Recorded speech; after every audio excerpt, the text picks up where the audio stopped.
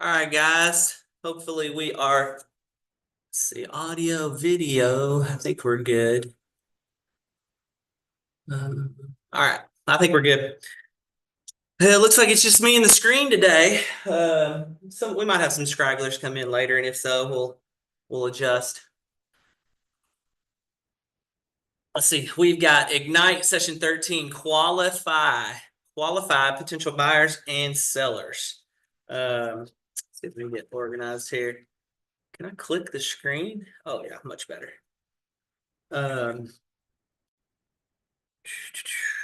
Sorry, somebody's calling. Got my phone on silent. Make sure you remember to do that in any meetings. If your phone rings during the meeting, it's supposed to be $5 to KW Cares. Okay, so let's get started here. So today we're covering how to qualify potential buyers and sellers. Before we begin, we would go over our success systems, but there's really nobody in here. So moving on to today's agenda. Today, the objectives are we're going to identify where and how to lead generate for buyers and sellers. We're going to classify leads by ability and motivation, qualify a buyer and sellers in preparation for an appointment. A, obviously meaning they're hot buyers ready to buy, the ones you want to concentrate on the majority of the time. So start thinking about what you're going to learn today. Let's consider what questions you might have. Keep all that in mind. Whoa, what did I do? I'm terrible with this. Let's go back.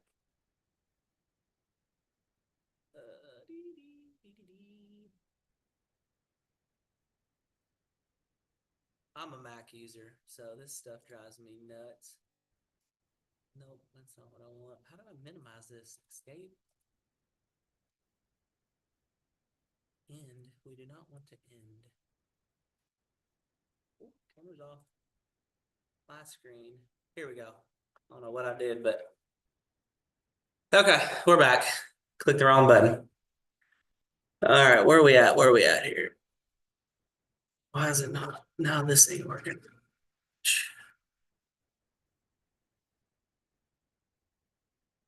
Now it's not clicking.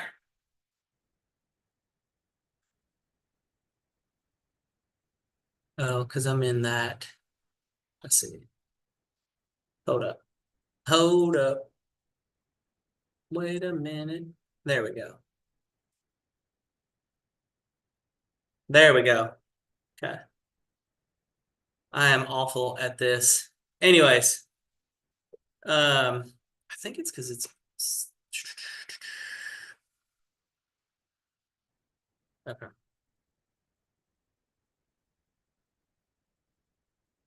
Bring that back up though. Sorry. We'll get started as soon as I get this rolling. I may have to go get Hallie. Let me text her real quick because I can at least start. Okay.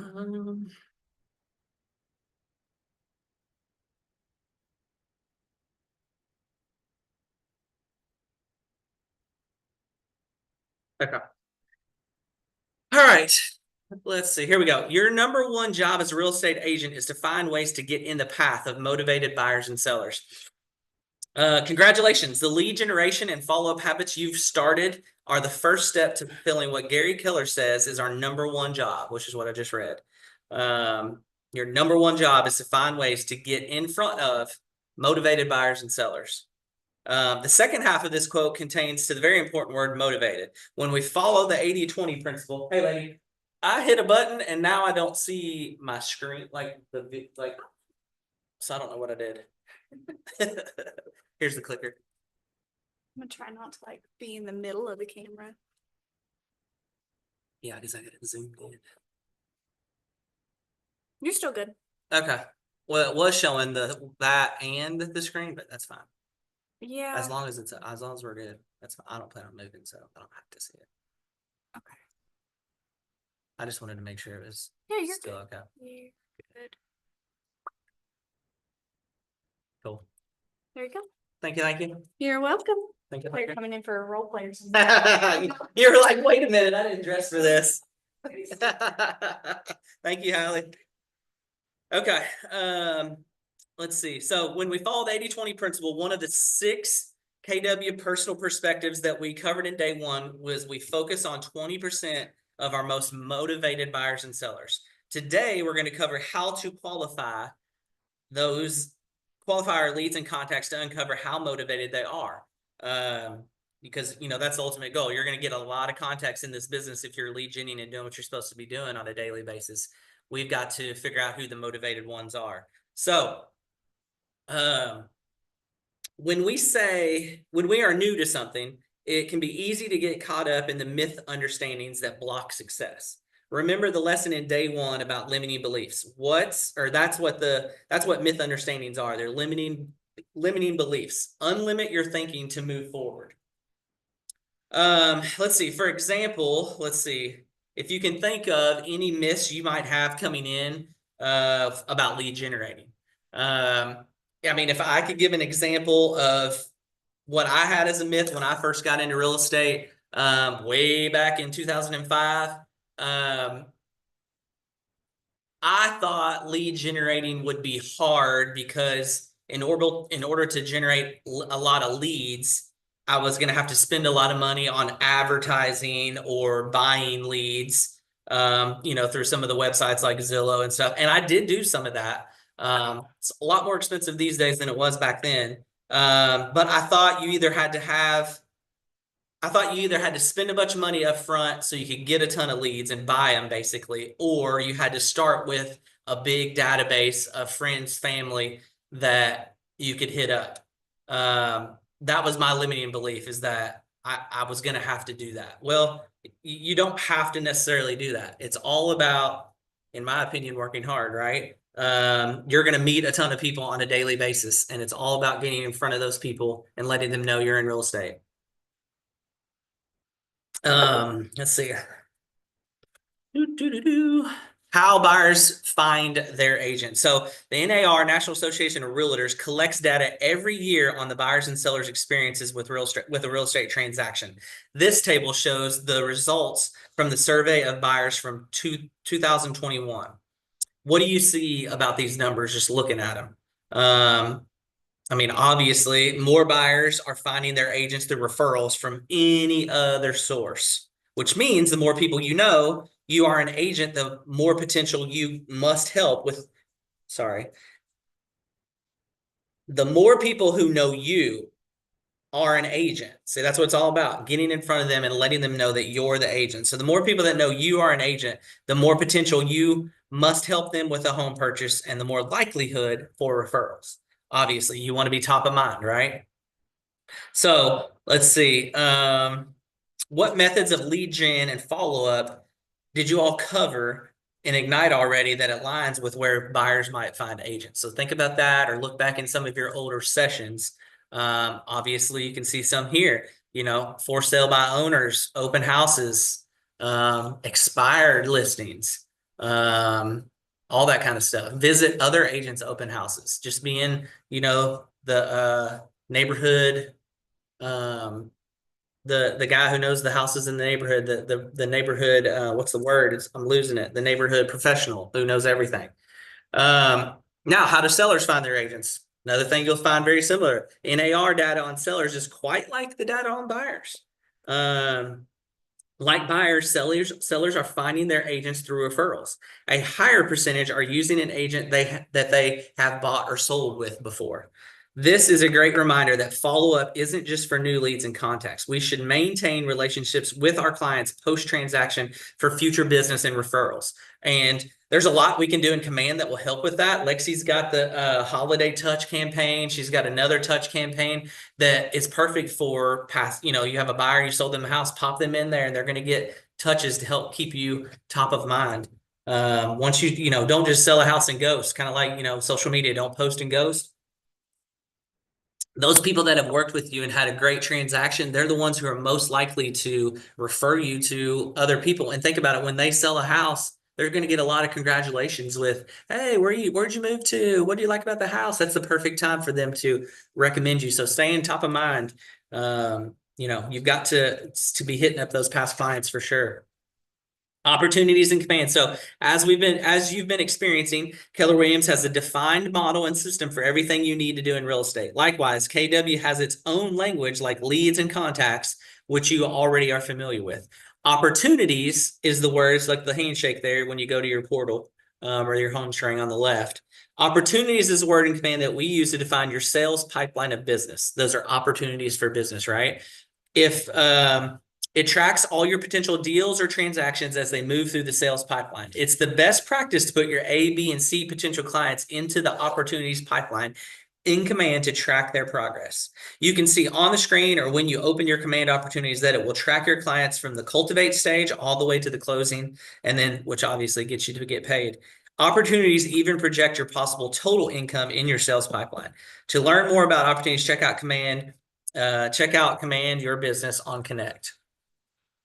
We'd have a minute for ahas, but moving on. Let's see. You have probably heard the phrase ready, willing, and able, or ready, able, and willing in many contexts. In real estate, we think about this order a little differently. We say able, ready, and willing when we're classifying our potential buyers and sellers. Why do you think we start with able? Well, even though all leads and contacts have potential, they are not all going to close on a home within the next month or so. Some contacts may not be able to either buy or sell at the current time. A potential buyer may need to save some money for a down payment, work on their credit worthiness, or to be able to get the mortgage. A seller might not be able to sell their house because they do not have full rights of the property yet, or they have mortgage liens that they need to take care of. Could be quite a few things. They have to find a house that they're willing to buy, so you've got to navigate that. So we start with able so that we can devote the right amount of time and resources for each potential client based on their needs and where they are. Remember the first C in the Y4C2Ts is customers. Customers always come first. Focus becomes increasingly possible in direct proportion to how clear you are about what you want, when you want it, and what you must do to get it. Good old Gary.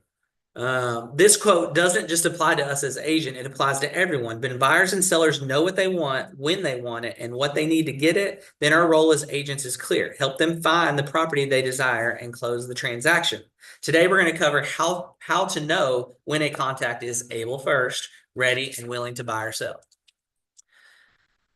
When we are determining the able, ready, and willingness of a potential client, we emphasize come from curiosity. Why do we stress this?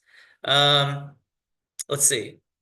It involves a lot of questioning to get to the root of their motivation and ability. So that's why we do it. Able, a potential client is financially and legally capable of completing the transaction, right? So they're pre-approved for a mortgage, or they've got all their ducks in a row on the sale of their house. So they're able to sell it. They own it. There's no liens that need to be taken care of. It's theirs. Whether there's a spouse, they're married, or they're divorced, they're both on the same page that they're both ready to sell. So they're able. Ready, potential client is motivated and prepared to make strategic decisions now, and willing, potential client is eager to buy, sell, or do both. Let's see. So how can we use this framework to help us differentiate buyers and sellers who would like to do business in the next 14 days, right? Because those would definitely be your A's. This is the starting point for the ABC framework, or you might think of it in terms of the cultivate phase in your opportunities pipeline. In session 11, convert possible business into profitable business, we covered how to convert leads to appointments. Then in session 12, nurture relationships, we covered staying in a relationship with contacts who are not ready to transact. So how do we know whether our potential client is ready to close for an appointment or close for a potential relationship? Review those back, if that's something you need to look back over if you missed those sessions. When we have someone who is able, ready, willing, and motivated to do business soon, those are obviously A buyers and sellers. Our number one goal is to secure the appointment and close with a signed buyer's rep or a listing agreement. Our B buyers and sellers are either unable or they're not ready, right? Or not willing. I guess could be any of the three. They may be motivated and something needs to happen first. Our goal with B buyers and sellers is to follow up with transaction and intensity using touch plans and MOFers, attractive offers that elicit responses. C buyers and sellers have no immediate need to transact. These are the perfect candidates for the longer term nurtures. Throw them in the 36 touch campaigns that we've got created, or create your own. But obviously you don't want to forget those. Let's see. With the able, ready, and willing framework in hand,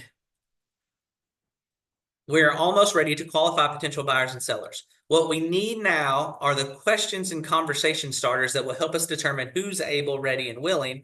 In this section, we're going to cover how to use the buyer lead sheet and the pre-listing questionnaire as our qualification tools. Why qualify? All right. So in the last section, we started with the win-win of qualification. Our potential clients win because we provide them with the right value at the right time, and we win because we get to focus our attention on helping clients who are ready to buy and sell. Let's see. Qualifying our leads and contacts can help us better engage with follow-up. Our B buyers often need different messages, such as how to save more for a down payment or information about changes in the real estate interest rates that could impact their buying power. Our A buyers need to know what listings are available right now that fit their home wish list, which can easily be set up through the MLS listing alerts. Meanwhile, our Cs might be interested in potential changes in the current neighborhood, like restaurants, shopping areas, road construction, schools, districts changing, all that kind of stuff. We can make our touches more valuable to our database by matching the message to the individual based on where they're at, A, B, or C. Agents, let's see. On to the next one. Use the buyer lead sheet to guide you through the qualification. And a sample is included in your participation guide. Let's see. You can go through, let's see. Do they have in the, so that this is time to role play. Obviously you don't have anybody there. It's kind of hard. But this is where they've got some role play here, like a buyer consultation. You can read through that to kind of qualify your leads, and that's how you would practice what you're doing. The touch plans. Okay, so this is where you're going to use your database and use command, and this is why it becomes very important. So we've uncovered who's going to be your A, B, or C buyers based on going through your buyer qualification and the role play we just did. So when you uncover that a buyer is not able, willing, or ready to buy right now, that indicates their future transaction, right? So they're a B or C. Use the touch campaigns to nurture that relationship. We will learn more about working with A buyers in session 14, which is when the buyer that Donna's going to teach here later. We qualify seller leads with a pre-listing questionnaire that helps us build relationships with 6 connecting questions and classify our potential sellers as A, B, or C. The pre-listing questionnaire will also help us create a pre-listing packet that wins the listing agreement by focusing on the seller's motivations. I keep clicking the wrong button up there. Here, about this.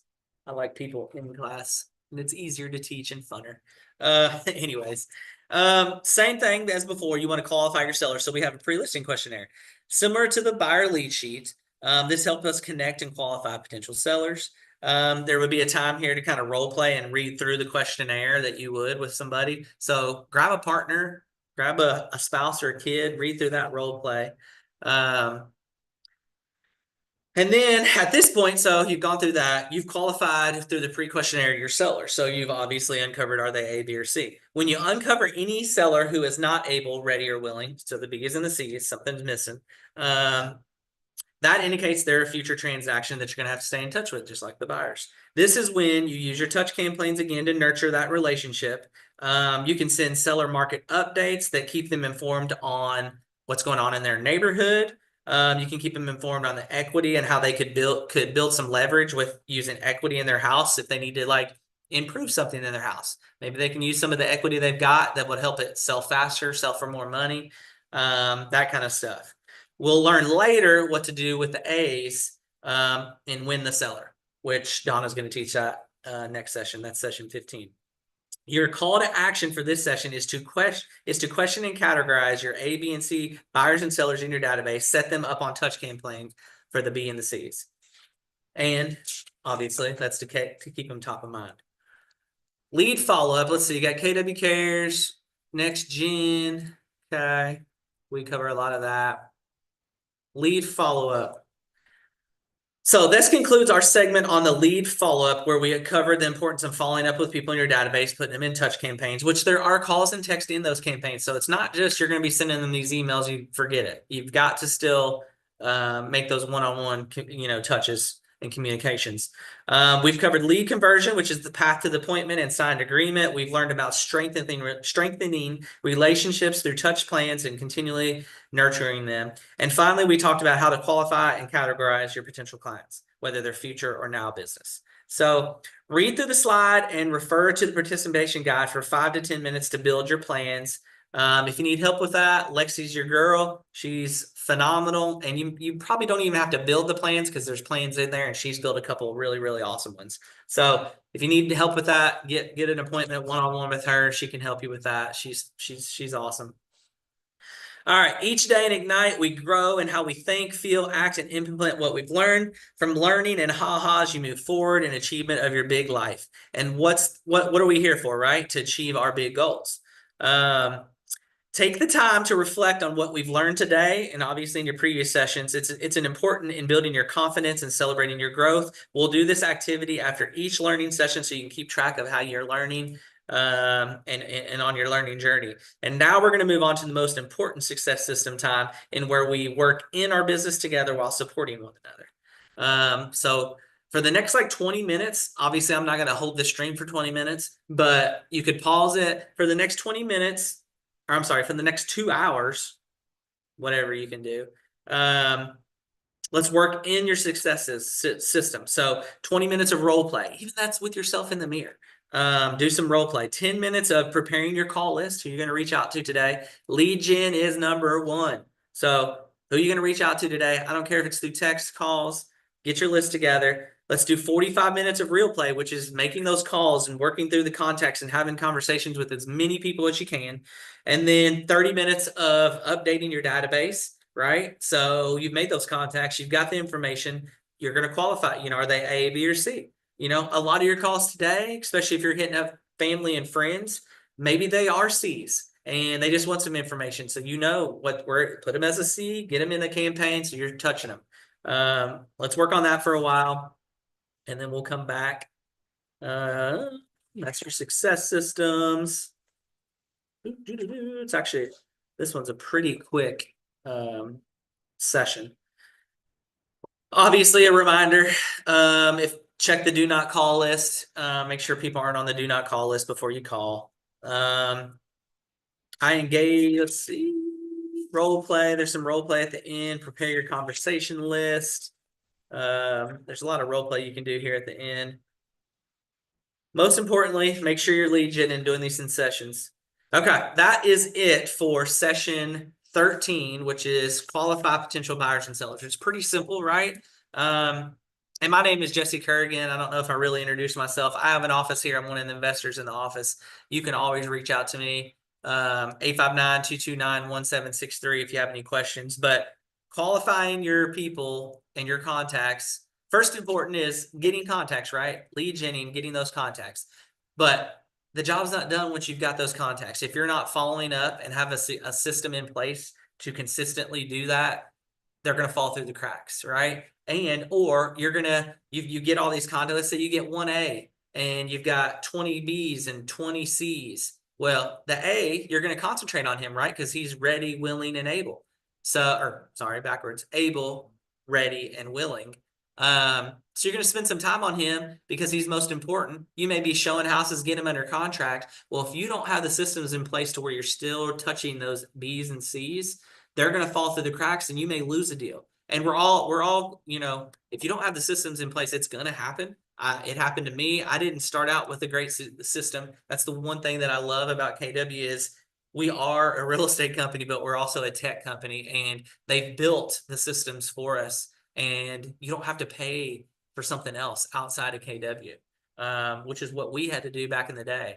I've been with KW since 2007, but a lot of business, I learned the hard way. A lot of business slipped through my hands and fingers just because I was working with the A's and kind of forgot about the B's and C's and didn't have my system set up like properly to where I was staying top of mind with them. I'm not saying I lost track of all of them, but when you're not hitting them consistently like you should, you're going to lose some. So very, very important. Make sure you stay on top of it. Okay, Donna is actually going to teach session 15 and 16, which is win the buyer and sellers. So win the buyer, then win the seller. We're going to skip on over to, I'm sorry, she's going to teach 14 and 15, win the buyer, win the seller. I'm skipping over to session 16. So if you want to roll on over to session 16, which is working with buyers and sellers, she's going to prepare you on how to win those buyers and sellers. But once you've won them, here's where we're going to be at. So you could pause this, go on to hers, which she's going to teach next, and come back to this one. But they kind of all go hand in hand. But let's get started with that one. Role play. Hey. There's 14, but I don't want 14. Right. Can we get to... Can we go back? 16, 13, 14, 15, 16. There we go. Boom. How do you get past the hidden slides?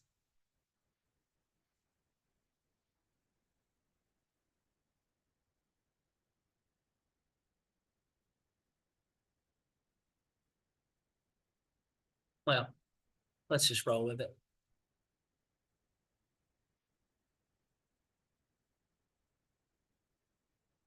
Boom.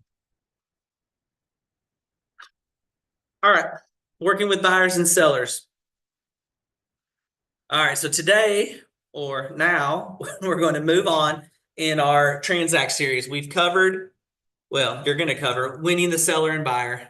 Now we're going to move on to talk about how to work with your clients once they've signed the listing and buyer agreement. So you've got them in contract to work with you or list their house with you. So what happens now between when we have the signed agreement and we actually make an offer or receive an offer on our listing? Before we begin, let's talk about your daily success. So, woohoo! Hopefully you were doing your work. Let's hear your successes. Oh, you called 30 people and you got 15 leads? How many A's or B's? 5 A's? The rest are B's? Not bad, not bad. Congratulations. Hey, it's all about all those wins, right? Lead genning is fun. Getting those contacts and leads is fun. Let's see. Today's agenda, at the end of the session, we're going to be able to identify the key information to build successes with buyers and sellers, employ strategies to assist buyers and sellers with their decision-making, and we're going to build a strong success foundation relationship with the clients and co-op agent, obviously. To start thinking about what you will learn today, let's consider what questions you might have. So think about those questions. Let's read. Virtually every top producing agent we have ever worked with has a deep and almost inherent sense of service. They have a servant's heart and place their buyers and sellers real estate experience above all else. They are always thinking about service. They're always thinking service. What are they? We're providing the best service possible to our buyers and sellers. The point in this transaction we are focusing on today is the time between getting the signed rep or the listing agreement and receiving or making an offer. However, just as you are going to take aspects of lead generation into the transaction, you'll, of course, take aspects we discussed today through and past closing. Our first topic is success with clients. Let's cover things you can do with both sellers and buyers to make the process as transparent and as smooth as possible for them. The key to success with clients is communication, first and foremost. You have to communicate. The biggest complaints I have or we get is when you're not communicating with your fellow co-op agent. It's not hard, guys, to do that. I mean, first of all, we have to work together, right? It's a win-win, right? That's what we're all about, is the win-win. We're not out here trying to get my buyer to take advantage of, the other seller. Like, yes, we want the best deal for our client, but at the same time, we want them happy that they're selling it to our clients, right? That makes the deal smooth. It's a smooth transaction. Everybody shows up to the closing table happy and ready to go, right? And just negotiating that initial offer with that co-op agent and that seller or buyer, that's not the end of the road, right? We have to work with them on home inspections, negotiate any repairs. We have to work with them on appraisals getting in and out, right? What if the appraisal comes in slightly under? If you didn't approach that transaction from the get-go with a win-win mentality, it's probably going to be harder to get anything out of them as far as repairs, or maybe they need to knock a little bit off the agreed upon purchase price so you can cover some of those repairs. Or maybe they need to step down a little bit on the sales price to meet the appraisal. They're going to be more willing to do that if they feel like this transaction has been a win-win, right? So approach the transaction with it's not all about being the dominant win, is what I'm trying to get at. There's a lot of, you'll run into some agents who are like that, and at the end of the day, it's doing a disservice for your client, in my opinion. Always approach it with a win-win, and it starts with communication. Things are going to go wrong in deals. Just had a call the other day. The buyer is under contract. They're within their due diligence time, and during the due diligence time on the new contract, technically you can back out for any reason, right? Your buyer could literally just change their mind, and there's nothing the seller can do. As long as you're within your due diligence time, they can back out and get their earnest money back. Now, obviously, we're going to be at KW, we're going to be qualifying our buyers and sellers that does not happen. We're going to make sure that they know what they're getting themselves into before they get themselves into it, right? Because the last thing you want to do is have a buyer have cold feet and then want to back out. Now, it's going to happen even when you do the job to your best. I mean, that's just when you're doing a lot of transactions, it's going to happen. But if you qualify them 9 times out of 10, they know what they're getting themselves into, and you can work it out. But communication, where I was getting at, is key. Had a call the other day. Buyer is getting relocated for the job, but so they don't want to buy the house they're currently under contract with because they're moving to a different location. Well, they can get out of the deal because it's within the due diligence time. And the question was, can I just send them a release because we're within the due diligence time? And I said, well, yes, you can, and you're right. But obviously, don't just get the release signed and send it and then let it sit there, because that agent's going to receive that thinking, what the heck is going on, right? So communicate. All it takes is a phone call or even a text that, I've got some terrible news. My buyer is unfortunately getting relocated for a job, and they're going to use their due diligence time to back out of the deal because they can no longer purchase the property. So, and everybody's going to understand that, right? So if you just communicate with that other agent and communicate with your clients similarly, it just helps smooth the deals over. And 9 times out of 10, it's going to make the transaction a whole lot easier for you and your clients, which is the ultimate goal, right? So communication, right? The point, let's see, where were we at? The point of the transaction we're focusing on today is the time between, I already did all that. Our first topic is success with time. Let's cover, okay. Just as you're going to take aspects of lead generation into the transaction, you'll of course take aspects later. Our first topic is success with clients. Let's cover, I think I did all that. Oh yeah, here we are. That's why I got on communication. I got sidetracked there. The key to success with clients is communication. Here we are. We've covered this in many ways so far, including the assistance of Command and the KW app, providing and making sure you're communicating with value to your sphere of influence, your leads, and your clients. Great communication is the foundation for great relationships with your clients and fellow agents. Remember, they are trusting you with what is likely their biggest financial decision, and that will serve as the foundation for their lives and their lives of their family. Look at the participation guide. You'll need to make sure that your communication in these stances provides a strong foundation for sustaining relationship, sets and manages expectations proactively throughout the transaction, creates peace of mind for your clients, and enhances your credibility, right? It's important to recognize that you can rarely over communicate with clients. I mean, honestly, it's really not possible, especially when you're in this stage of they've signed a listing agreement or they've signed a buyer rep. You cannot over communicate. This is a complicated process that a lot are not going to understand and know how it goes. We're going to do our best at the front to let them know, but you've got to stay in communication so they always know what's the step after where we're currently at, right? You'll continually set expectations and keep everyone on track with your communication. And as we've mentioned, Command and your KW app are here to help automate a lot of that. The 3 levels of service, right?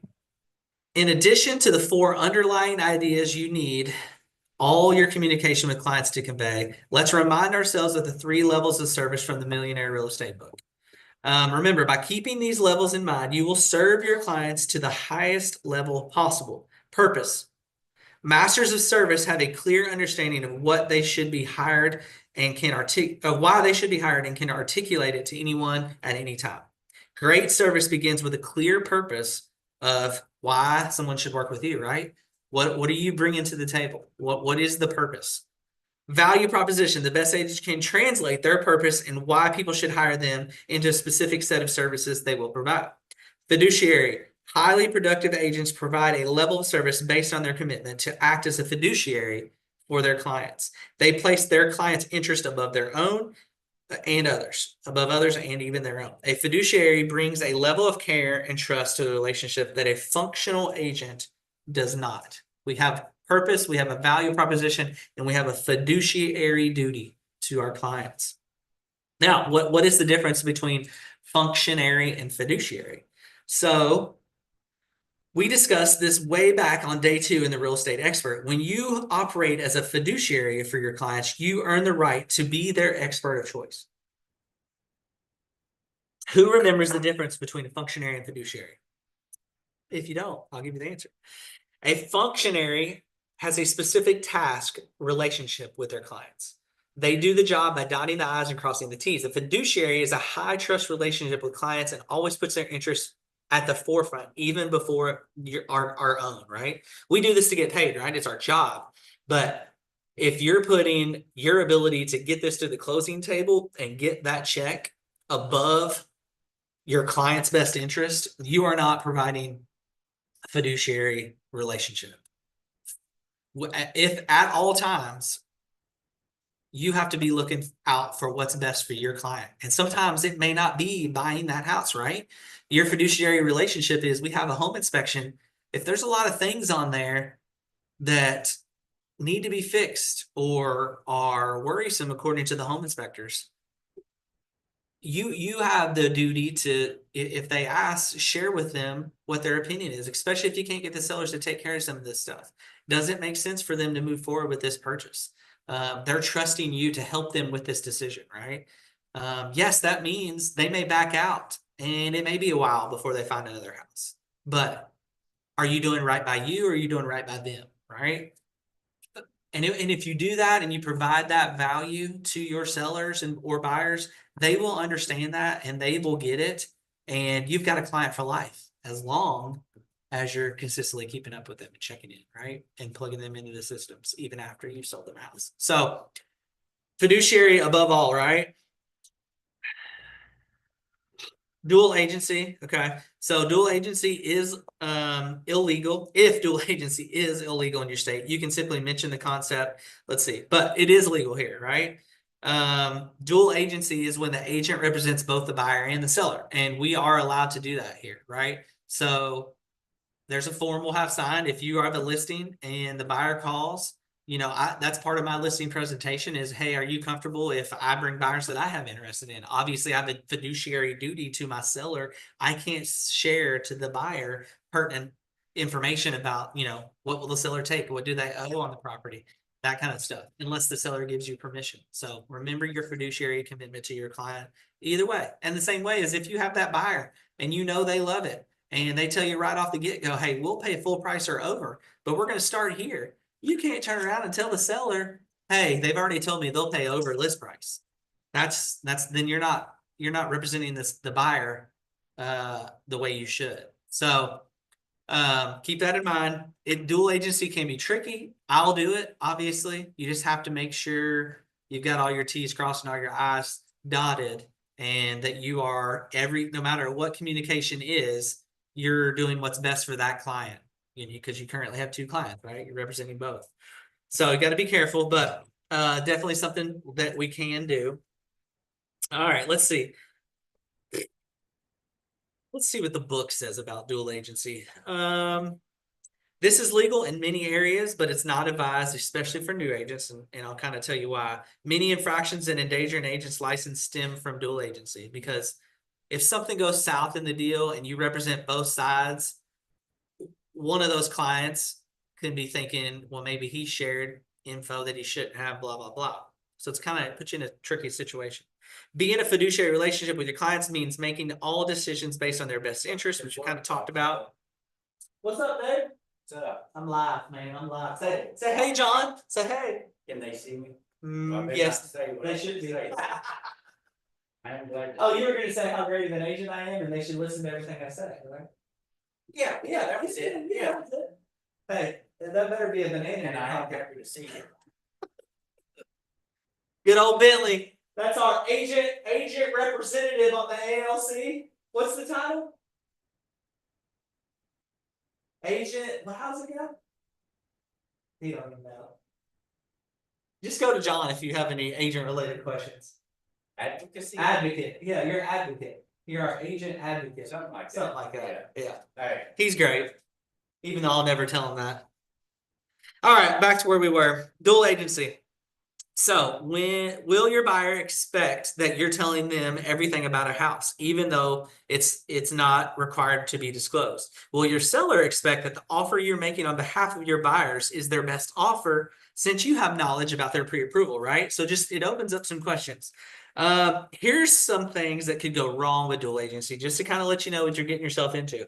Are you really prepared to negotiate against yourself? When negotiating inspection items, how will you make the seller's case to the buyers that the HVAC system is in working order and therefore should not be repaired, while telling the seller that the system is close to the end of its useful life and therefore should be replaced or covered by a seller-paid home warranty? Both are legitimate concerns on both sides, right? Just different perspectives from both of those sides. Would you ever go to court against someone who shared your attorney, right? So would you go to court suing somebody and you had both the same attorney? Would you feel like you were getting the best representation possible? So it just opens up questions. Like I said, it can be done.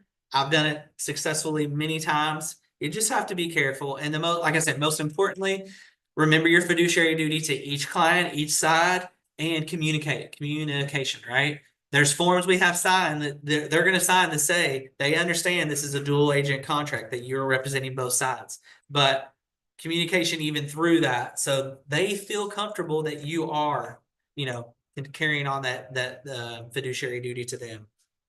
So if you make it a practice not to work both sides of the deal, you can add that to your value proposition. You can add that to your listing appointment, right? Like, hey, I'm not comfortable. If a buyer calls me, I want you to know that I will refer them to another agent, which is a way for you to get paid, right? Refer them to another agent, because I want you to know I always will have your best interest. And in my opinion, I don't want to represent them and you, because then I feel like I can't do my duty to you to the fullest. So use that as your value proposition if that's what you choose. And you can still, like I said, if somebody calls in that listing, refer them to a trusted agent in the office, like myself, Jesse Kerr, or anybody else in here. And then that way, they can pay a referral fee to you, and they've got representation that's not you. So if you do that, definitely add that to your value prop. All right, set expectations, right? So we've talked about the 3 levels of service and revisited being in a fiduciary relationship with your clients. You could see those as the what of being a great agent. Now let's talk a little bit about how. How you reach the 3 levels of service for your clients is largely about communication and education. As a real estate agent, you are immersed in buying and selling houses every single day. It's your job, and for a lot of us, it's our passion as well. For our clients, this is something that they may never have done. Even if they are a repeat buyer or seller, they are unlikely to do this more than every 8 years or so, according to NAR statistics. The stakes are huge. For most of us in the United States, our home is our single biggest asset, right? And we want to protect it at all cost. Therefore, you are going to demonstrate your expertise by educating your client on the realities of the market as well as their personal real estate process.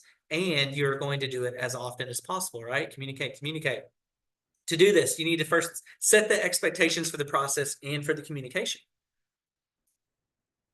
A key component to educating your clients is to review the entire process. You've likely already touched on it during your listing or buying consultation. However, this is complicated and an emotional process that people don't always remember. So they're not going to remember everything the first time you tell them. So the more you can go over this to keep them in the loop on where we're at and what is going to follow, that's most important. This is true for almost everything in our lives. If I ask you what you're having for dinner next week from today, a week from today, would you know? Of course not, right? The meal is not near your needs right now. Right now, you're much more present in your next meal, picking your dry cleaning up, getting a present for your niece's birthday, blah, blah, blah. There's a million things. So you're not thinking about what is down the road next week. So buyers the same way. They're in this deal. We've negotiated the terms. We're under contract. They probably will remember that they've got to have a home inspection because you've talked about that. But they may not remember what's after the home inspection. Does the appraisal come before or after the home inspection? Then what do I do after the appraisal's done? What do I have to do to prepare for closing? What happens after closing, right? So there's a lot of things in the process they're going to get confused on and forget. You need to keep them in the loop so they feel like they know what's going on. They're educated, right? Set the time expectations. For example, if you told a buyer they need to get out to see properties the same day they hit the market 2 months ago, when they were focused on getting their down payment together, they likely won't remember the details, right? They're not going to remember that, hey, he said we needed to get out that day. So set the expectations. They're pre-approved now. Remind them that the market's hot. These listings are going to sell fast if they're priced right. We've got to go. If you're now setting up their search, you should update them on how quickly the market's moving in their desired neighborhood or price point. Make it clear why it's important to shift their schedules around to the point of inconvenience to see a house if that's what needs to be done. At the same time, you'll also need to remind them that if they see a house they like, they need to put an offer in right away. Don't wait, right? Worst thing can happen is you want to think about it. Well, the next day you call and there's another offer coming in. Well, now your buyers are in a worse spot if there's multiple offers, right? Whereas what if they'd have made that offer and not thought about it, got it negotiated before bed? That person couldn't bring the offer the next day because it's pending, right? The same goes for sellers. Just because you covered how chaotic the first week on the market might be during the listing presentation, they may not remember. So it's time to reiterate because they're going to need to be flexible for showings, right? For that first week.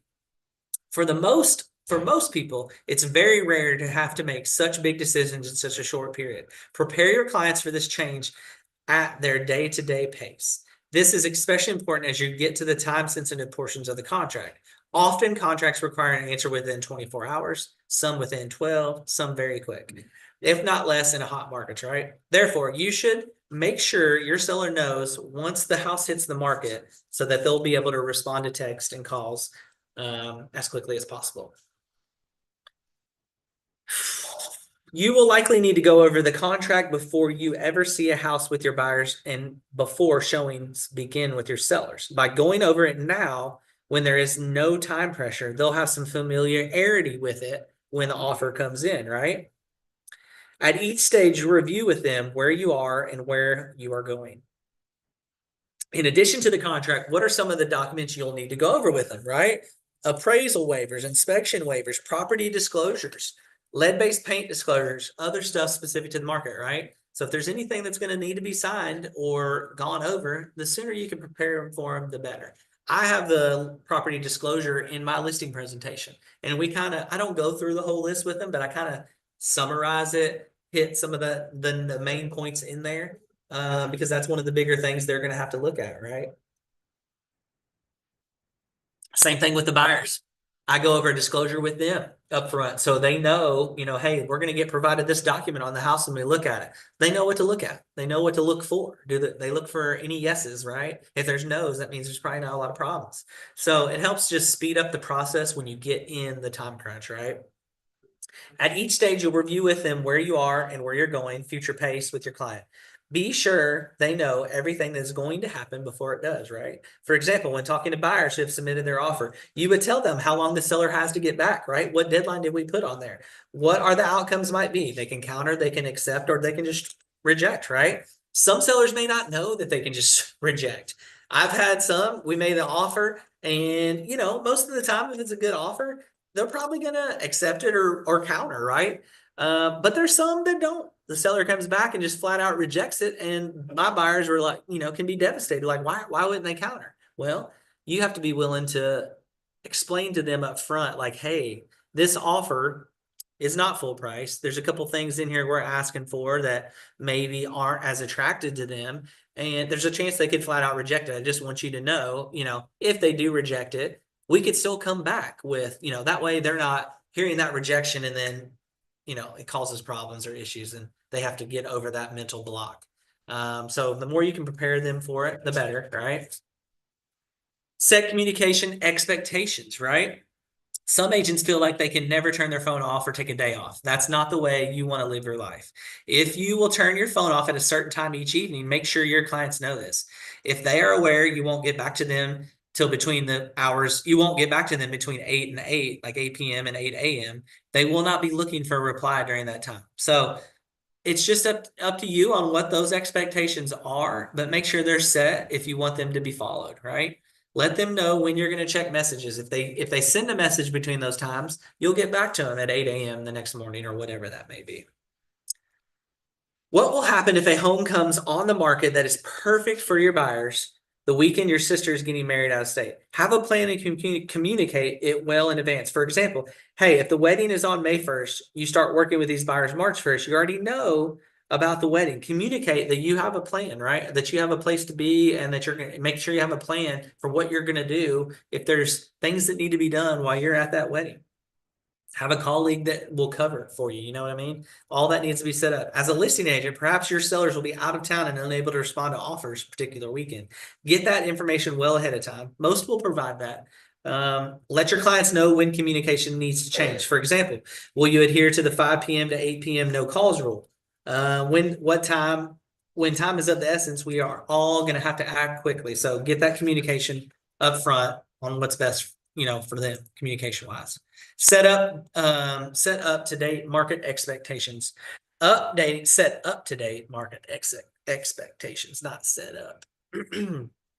Update your client's view of the market is another way for you to show your expertise. They need to understand the realities of the market they are in.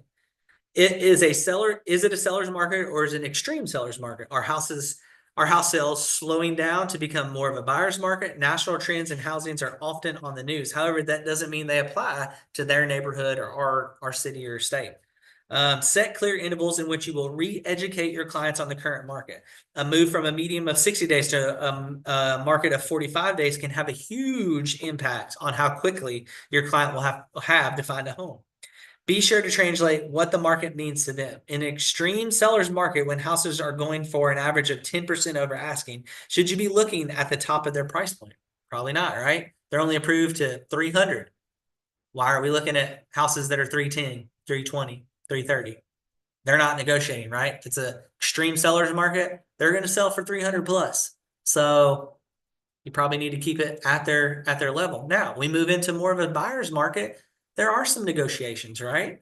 Or even if it's a seller's market, what if the house is set for 30 days, which is not normal? Obviously, that house must be overpriced, right? So then maybe that is one you could, make an offer on or let them look at, even if it's slightly above their pre-approval. But all that's very important. Set expectations seamlessly with your tech, right? KW has technology that you can help leverage to show your expertise clearly and consistently and to keep your clients up to date on where you are and where you're going in the process. Utilize the custom checklist, smart plans, and opportunities in Command. Market updates can be a part of your custom checklist and smart plans. We will cover checklists more in our contract to close session. Share your KW app. Be sure your buyers and seller guides are up to date and in sync with the current market. For example, in parts of the country where natural disasters have made home insurance significantly more expensive, which is happening right now, perhaps you move checking for insurance quotes up on your buyer's timeline. And that's happening right now, guys. home insurance is becoming more of an issue. They're cracking down a little bit on things that they used to let slide. The age of roofs are very, very important here locally. If it's a super old roof, there's a chance you may not be able to get insurance through some companies, or some companies, and I've got some context if you need it, you can get insurance, but there's going to be a roof exclusion. If that's something you think may be important, which I think it would be to your buyers, you need to let them know and be aware of that. Move that up in the timeline of, people used to only check for, in my experience, they would check for their insurance around the time the appraisal was getting done. Maybe we start that even sooner and during the due diligence period. That way, if that is an issue, we can get out of the contract, and the buyers get their earnest money back. So that's something definitely to consider.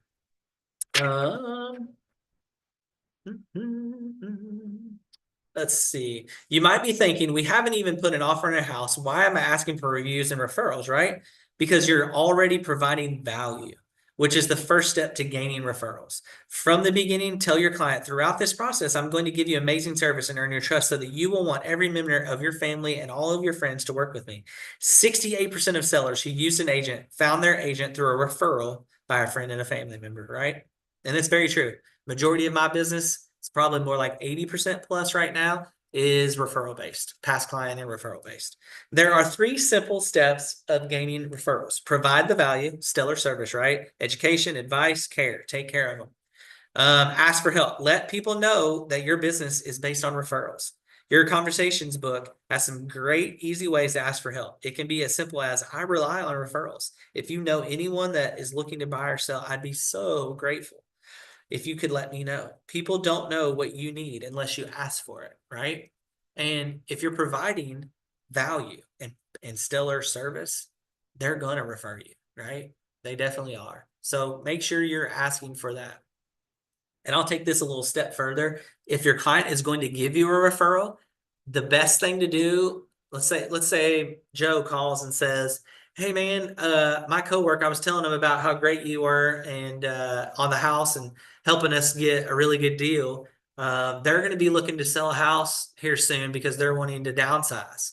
I gave him your number. I'm going to have him call you. That's awesome, right? That's so great. But you have no control over whether that guy calls. How I like to follow that up with is, Joe, man, that is so awesome. If they're anything like you, this is going to be great. I enjoyed working with you so much. Thank you, thank you, thank you. And send them a thank you card, a little gift. Even if that deal, you want to reward that referral, not that it went to a closing, right? Let's say that guy at his office, it doesn't work out. They don't sell their house or whatever. Don't wait for that house to close and then send him a thank you. Thank them up front. Thank them for that referral immediately. I like to send out a little thank you, a little gift card, whatever it may be.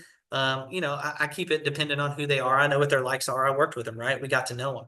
So reward that referral as quickly as possible. But I also take that next communication right there as in, I appreciate it. That's awesome. I can't wait to work with them. But hey, if you don't mind, so I'll know who it is calling me, can you send me their contact number so I can save them, their name and their number? And then, and if you don't mind, do you care to go ahead and call them or text next time you see them, text them or ask them if they don't mind if I reach out to them, and I'll just shoot them a simple text and say, hey, this is Jesse. Joe had told you about me, blah, blah, blah. That way, they don't, that way I can reach out to them and start that communication and help them the best I can. 9 times out of 10, they're going to be willing to do that. And what you just did is you just picked up that contact information instead of waiting for them to call you, which could or could not happen, right? They may or they may not. But if you get it, you can start that contact, that contact with them and hopefully be the first one, because pretty sure like 9 times out of 10, the first agent to the table wins. So just a little reminder, take it to the next step. Be super happy you got it, but see if you can get the approval to reach out first. Mm-hmm. All right. Reward. Well, we kind of talked about that, but reward the referral behavior. Don't wait for closing. As soon as a client or a member of your sphere tells you or gives you information or mentions you on social media, refer them, right? That's basically what we just talked about. Not refer them, reward them. Take them out to coffee, whatever they're interested in, but reward the referral. Finally, ask for reviews, right? Ask for reviews throughout the transaction. As let's see.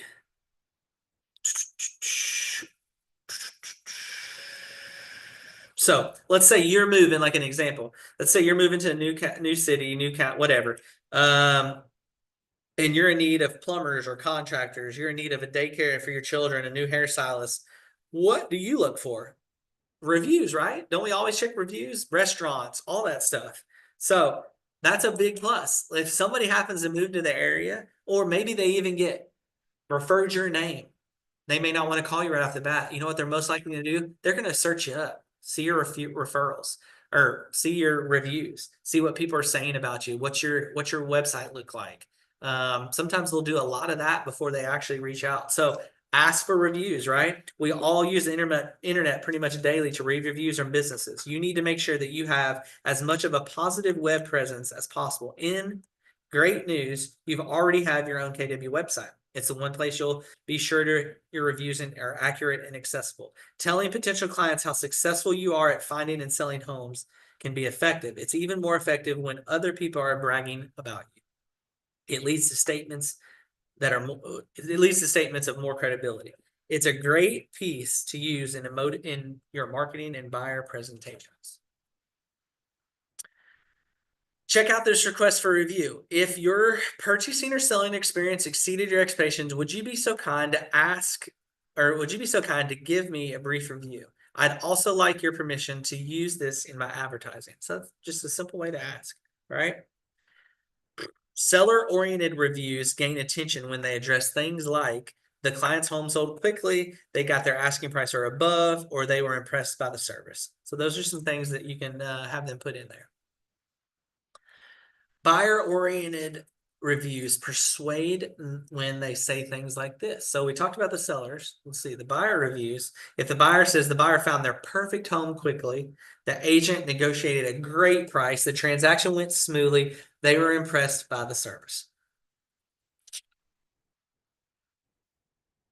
Okay, so we've covered a lot so far, from dual agency to reviews and referrals. Most importantly, we've talked about the key ways to create happy client relationships, consistently and clearly communicate regarding the current market and the process of buying and selling. Now let's talk about what buyers need from you. Go over this chart. Let's see, where's the chart? Boom. Okay. So what do buyers look for from their agent? 52% of them, they just want help finding the right house, right? Then they need, let's see, 24% are other. Help with paperwork is like 8%. Let's see. 13% is help buyer negotiate the terms of the sale. 11% help with the price of negotiating. Inside that 24% other, you have help with paperwork, determine what comparable homes sold for, help to determine how much buyers can afford.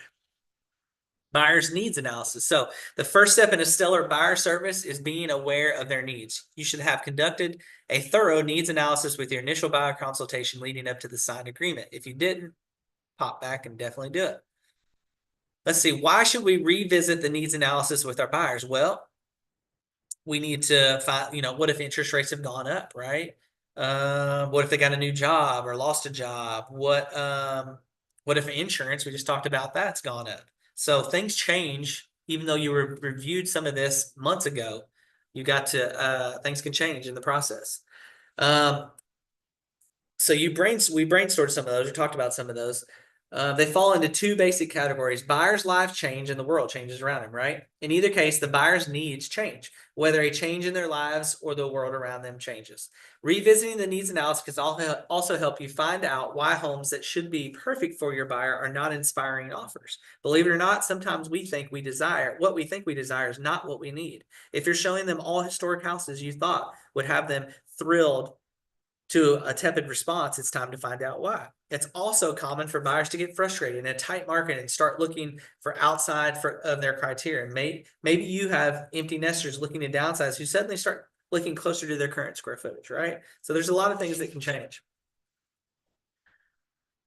Tough conversations and fiduciary conversations. So, a thorough and frequently revisited and revised needs analysis is your greatest resource in having tough conversations. Conversations about what they can afford, the realities of the market timelines, and move-in ready versus fixers uppers are strengthened by referencing the needs analysis. Now that we've talked about how we can use the needs analysis to help buyers stay on track and discuss some conversations we need to have with them, let's talk specifically about showing homes, right? Showing homes is the process like everything else. First, you need to find the house that fits them. You'll find MLS classes to help you do that, right?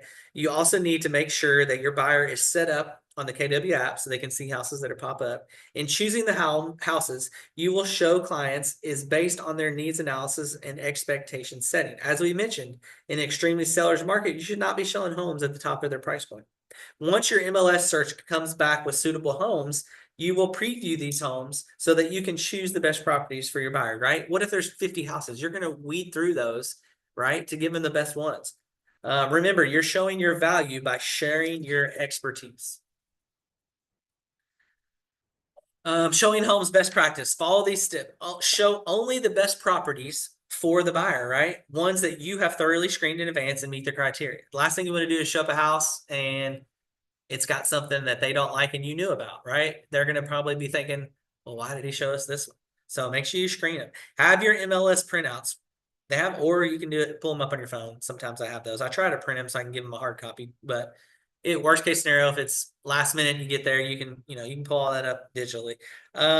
With the pricing information, the key details of the house so that you can answer any questions, including the disclosures. I like to share those or print them and bring them as well. Mark properties on a map and answer location questions. Be knowledgeable about the property in the neighborhood. Include recent comps so you can answer some questions and print out potential issues and concerns as you go through the house. I like to do that with all my people. I want them to know what they're getting into. And sometimes I'll even tell my buyers, hey, I'm going to point out some stuff that I think other buyers would have or comments they would make when you go to sell this house. Because if this is not your forever home, you're gonna have to sell it to somebody. So I'm gonna point out some potential issues or concerns I could see with what may affect when you go to resell it. Let's see. Once you're ready to show homes to buyers, always read the listing agent's remarks. Be sure you're scheduling according to the listing agent's instructions. Call or text the listing agent to schedule an appointment or use showing time when the instructions clearly say blah, blah, blah, Make sure you read through all that and you know what you're doing. Make sure you're communicating with the other agent so you know how to get in, when to get in, all that kind of stuff.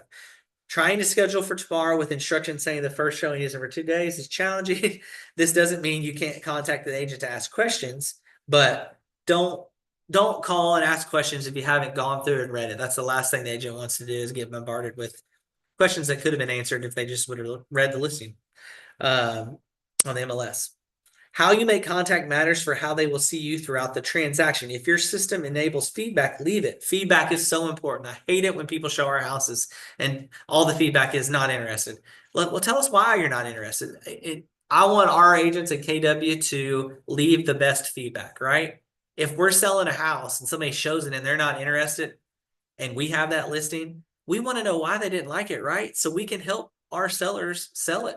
We need to know what the thing is. So help the other agents. If you help, they'll help, right? Let's see. If scheduling in advance, always confirm your appointment with your buyers and the listing agent 24. So let's say somebody wants to see it a week from now. You schedule it, everything is approved and confirmed. I like to check back in the day before at least. Hey, Mr. Buyer, Mr. Buyer, hey, we've got an appointment tomorrow at 10 a.m. Just wanted to remind you, I'll see you there. That way they can let you know they're going to be here. They could have forgot. Same thing on the listing side. I call the agent or text the agent, say, I know it's confirmed, but it was a while ago. Just wanted to remind you all we'll be there tomorrow at 10. Everybody's happy, right? Communication. Toolkit. This is some stuff you just want to kind of keep with you. Helps provide value, right? Tape measure. I mean, you can use the one on your phone, but a handy dandy old fashioned tape measure helps a lot because there's a lot of things buyers will want to measure for, make sure furniture fits, that kind of stuff. Flashlight, very, very, very important. First aid kit, maps, masks, shoe covers, business cards, umbrellas, things for snacks for kids, toilet paper. All that is important to keep in the trunk of your car just in case you need it, right? Just another value prop you can provide to your buyers when you're out and about. Safety. Don't forget safety. Remember these tips from the open houses. Always be aware of your surroundings. Follow your instincts. Always announce yourself. Hey, as you're walking in. Warn clients that many homes have cameras and even audio recording equipment. Tell them to keep their comments to themselves, whether they love it or hate it. Keep them to themselves.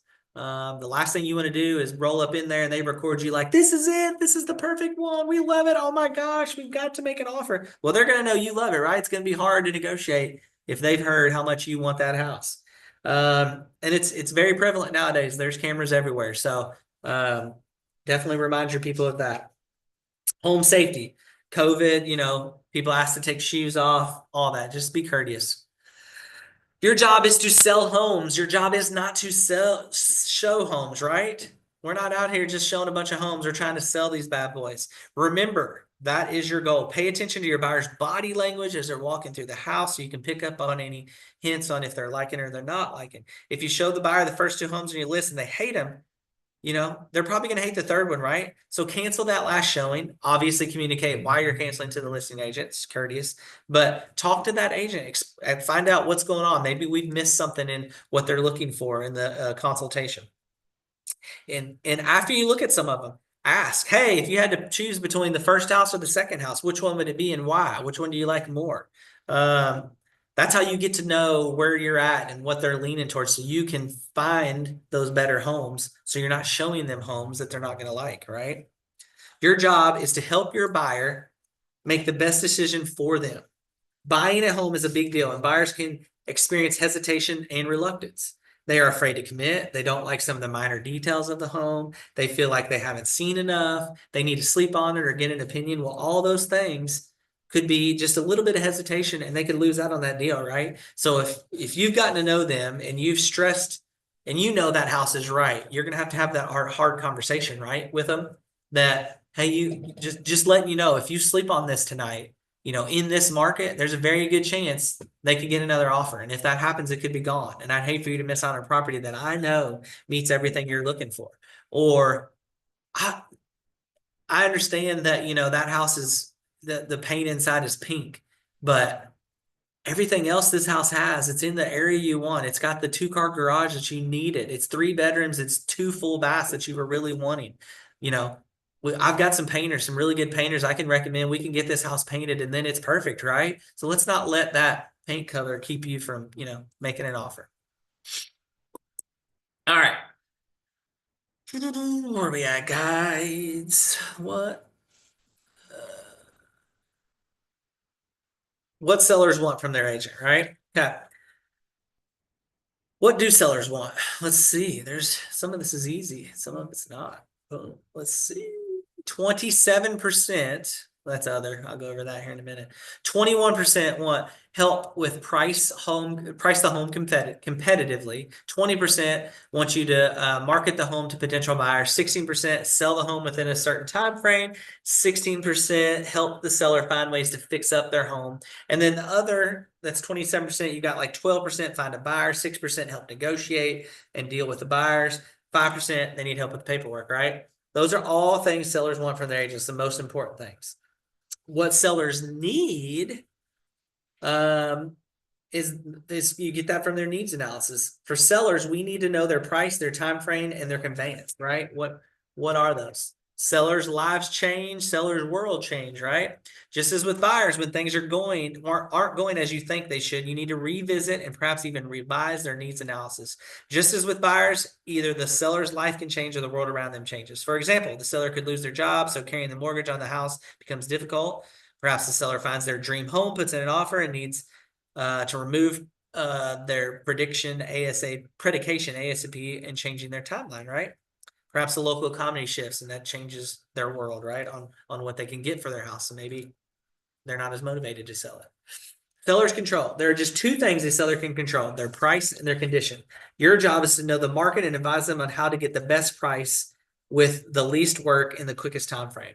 Therefore, you need to know your market to know how they can best prep their house. Sensitive seller conversations. Getting a home ready to sell for a highest price with the least work in the best time frame can involve some sensitive conversations. Hardly anyone keeps their house in show ready shape, right? It's more of a challenge for some of the sellers than others. What are some issues that can come up with sellers in the condition of their home that you have to deal with delicately? Well, what if you smell some odor from pets, right? What if there's been some smoking? What if there's too much personal decor and clutter? Guns in the house, that can turn some people off. Um, that's all stuff you're gonna have sensitive conversation with, but your job is to have those conversations because what? That's gonna impact how quickly or how much they get for their house, right? So you're gonna be doing your job, but hey, I'm gonna give you a hard truth. I'm coming through here looking at this like a buyer would, or if I was showing this to a buyer, I want you to know what I see that I think most buyers and other buyers agents are going to be saying, boom, boom, boom, boom. Let's take care of these things before we go on the market. We must apply the communication standards we discussed at the beginning of the session. Keep these things at the forefront of you as we look at the conversation template. Help sellers see their listing through the eyes of buyers in the participation guide. Great agent and client communication. So, right, starts with provides a strong foundation for a sustainable relationship. Once we agree to work together, I'll advise you on da da da da da da. Our goal is da da da da da da. Set and manage expectations proactively throughout the transaction. The location and condition of the home are the first things that attract buyers and agents. Most prefer a move-in ready model-like home with a few reminders as possible that someone else is living here. And that includes not being here during showings, right? You need sellers to be gone for showings if they can, even if it's going outside to take a walk. Create space, create peace of mind for your client. Our goal is, I'll advise you, how we get to that goal is I'm going to advise you on right? Enhances your credibility, right? From the curb appeal to every room in the house to the backyard, it all matters. Buyers rank condition as one of the top 3 things they consider when choosing a home. Daydreams don't often come with hammers, right? They don't want to have to do the work. And I can say that's more prevalent nowadays. More buyers are wanting move-in ready. They're wanting move-in ready. So the least amount of work they're going to have to do makes your house show, look, sell quicker, sell for more money. So now that we've talked about the words that we can use on how to fulfill our goals, can you think of anything else to enhance these 4 pillars of communication? I mean, you can come prepared, right? Come prepared when you're talking to them. Looks like you know what you're talking about. Use body language to convey interest. Dress well, right? Dress like a professional. Don't be wearing sweatshirts, right? Fair housing laws. Unfortunately, there is another uncomfortable conversation we may need to have. Hopefully not, but you may. You may inform your client that they are violating the Fair Housing Act. If they refuse to stop their course of action, you will have to withdraw the listing and cancel your agreement. So keep those things in mind. Don't get yourselves in trouble. No commission is worth your reputation.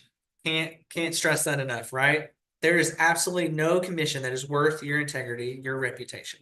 Remember the Y42 T's. Win, win, or no deal. Integrity, do the right thing. Customers always come first. Commitment in all things. Communication, seek first to understand. Creativity, ideas before results. Teamwork, we work together, right? Trust starts with honesty, equity, opportunities for all, and success results through people. All right. Step marketing plan for listings. So far, we've focused on a relationship on communication with the seller. We've also covered seller needs and saw that sellers are looking for an agent to market their home. Let's talk just about a little bit about how you're going to market the listing and your brand, right? Ideally, every listing you're going to get some leads on, right? Some buyer leads. That's the goal.